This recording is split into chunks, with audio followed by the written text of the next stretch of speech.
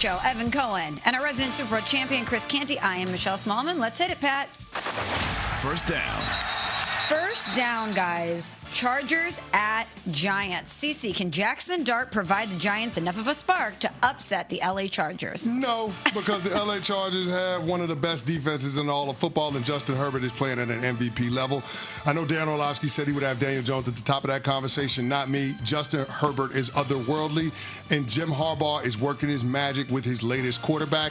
We all know that Herbert has all of the physical tools, but we're starting to see the intangibles in late-game heroics that he's pulling off. The touchdown throw that he had to Keenan Allen at the end of the Broncos game to essentially win it for him. The playmaking that he had at the end of the Kansas City Chiefs game, converting that 3rd and 14 with a 19-yard scramble to put the game on ice. This dude is unbelievable, and everybody needs to take note of this version of Justin Herbert because it's unlike anything we've seen from him since he came into the league. Yeah, the Giants are not winning. Come on. I agree with CeCe. I think that the Chargers, in a way, are kind of built to not be upset by bad teams because of how disciplined they are, how dominant they are or can be on defense, and low risk. Right? I'm thinking about the Packers here in terms of the Packers were somewhat high risk against a bad, or what we thought was a bad team going into that game in the Browns last week.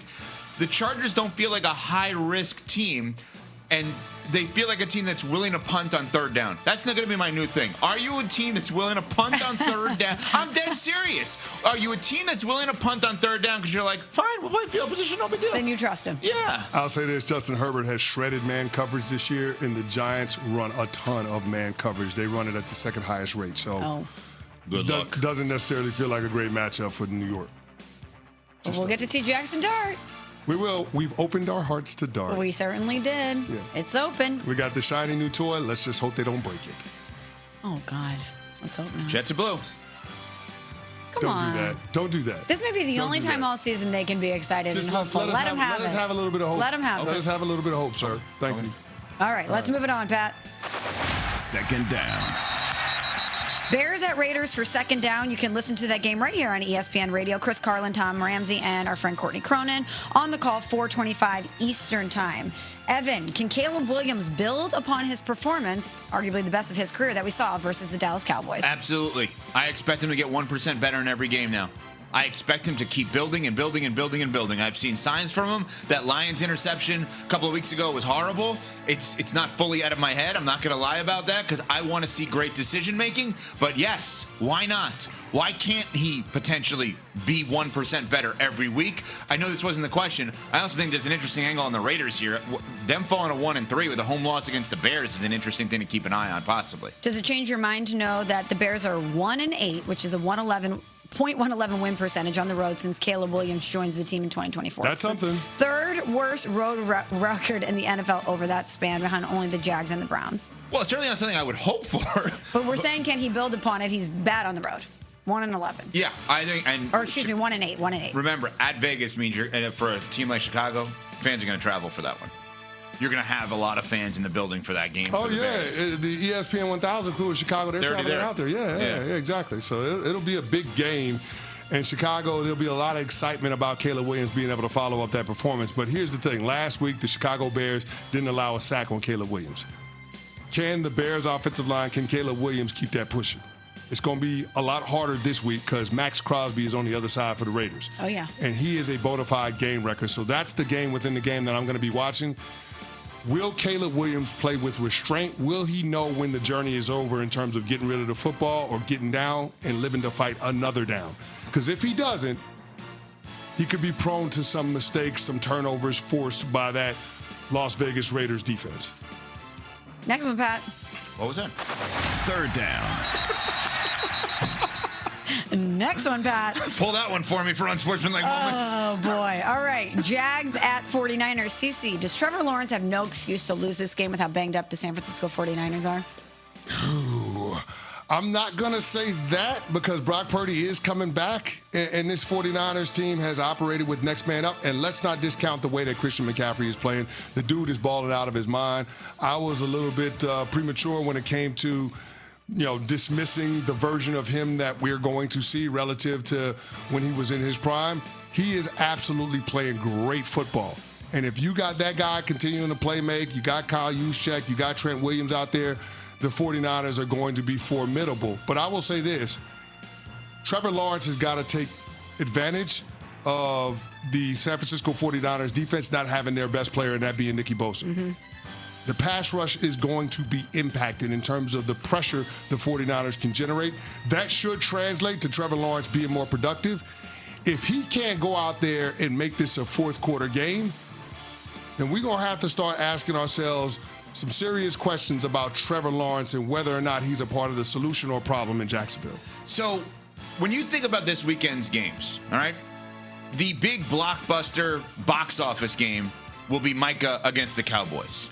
The historic game that has all kinds of historical impact in terms of what they have been against each other would be Ravens and Chiefs, right?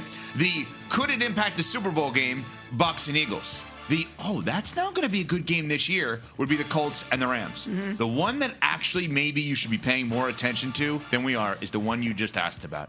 Because whether you think these teams are great or not, and I know neither of you think either of these teams are great. Correct. I think the Niners are going to be a playoff team, and I think the Jaguars are going to hover around there as well. Let's just spin the win. If the Jaguars win, they're 3-1. However they got there. If the Niners win with everyone banged up, they're 4-0.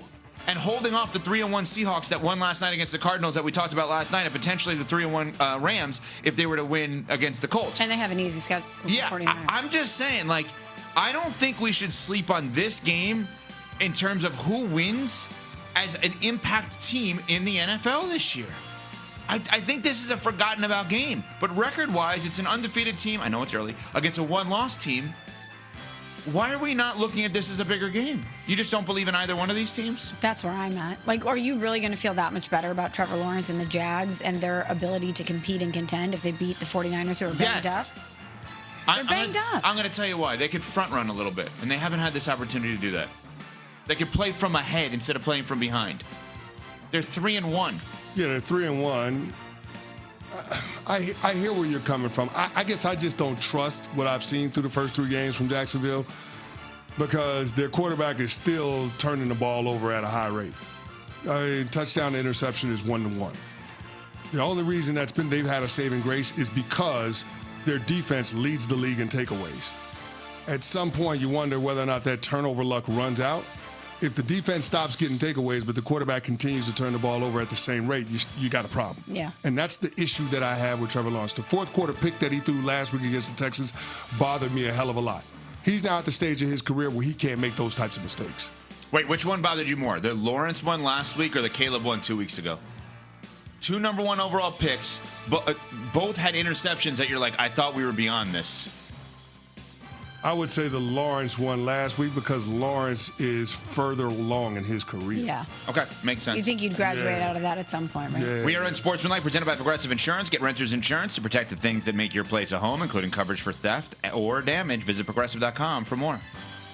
4th down, Pat. 4th down. Commanders at Falcons, right here on ESPN Radio, 1 p.m. Eastern Time. Steve Levy, Harry Douglas, and Dan Graziano on the call. Evan, the Falcons coming off a blowout loss to the Panthers. They're saying this week needs to be the week that they change everything. What does it say about Michael Penix Jr. and this team if they do not respond accordingly? Well, let's acknowledge the change everything has already started. Their offensive coordinator, Zach Robinson, was up in the booth. Now he's on the field. Their wide receivers coach, Ike Hilliard, former NFL player, was fired this week. They've already started that change. Cece, help us. We hear this as sports fans. Oh, the coordinator moves from the booth to the field or the field to the booth. What does that actually mean? I know physically what it means. Why are you one place versus another place? And is it easier or harder for players based on where the coordinator is? Well, when you have them on the field, you're prioritizing interaction with the players as opposed to being up in the booth where you're prioritizing the chess match, the X's and O's. So that's the difference. So is there a buy-in question with the Falcons then if you have to move them down to the field? I think you have to question everything about the Falcons when you're making that big of a change this early on in the season. So then, yes, I am going to be worried about Penix if they lose this because of what CeCe just said. Well, hang on. They scored the fewest touchdowns of anybody in the league this year. That's a problem. Mm-hmm.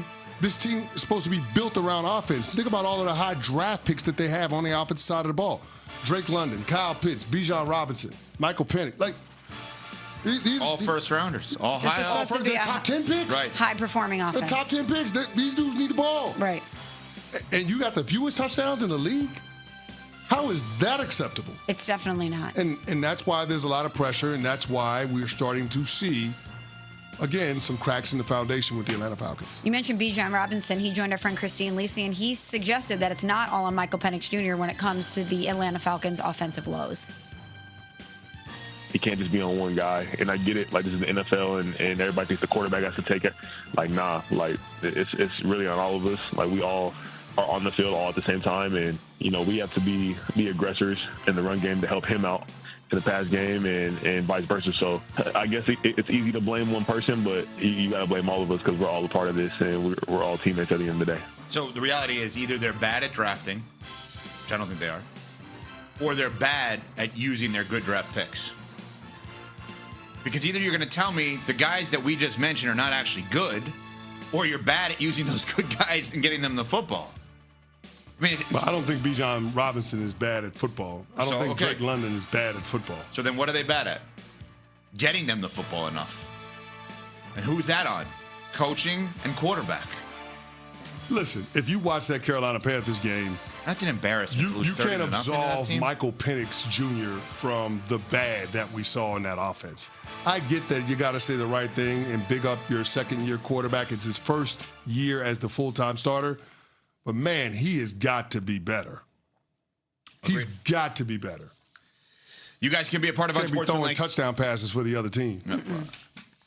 Somewhere I've been before, unfortunately. You can be a part of Unsportsmanlike Nation on the Dr. Pepper call line at 888-SAY-ESPN. It's not college football season without the delicious taste of an ice cold Dr. Pepper. College football, it's a pepper thing. Joe Fortenbaugh is going to join us, ESPN Bet, coming up next. Is he the expert or are we the experts? We're going to